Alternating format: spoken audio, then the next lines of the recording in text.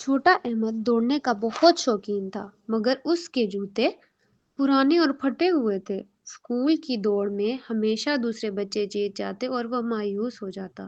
ایک دن جب وہ بازار سے گزر رہا تھا تو اسے ایک جادوئی دکان نظر آئی۔ دکان میں ایک چمکدار جوتوں کا جوڑا رکھا تھا جو ہلکی نیلی روشنی دے رہا تھا۔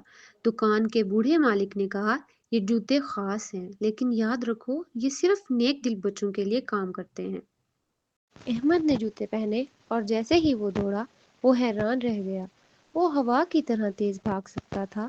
اس نے درختوں کے بیچ سے پتھریلی راہوں پر اور پانی کے اوپر بھی دوڑنے کی کوشش کی اور جوتوں نے کبھی اسے گرنے نہیں دیا۔ دوڑ کے دن احمد پورا اعتماد تھا۔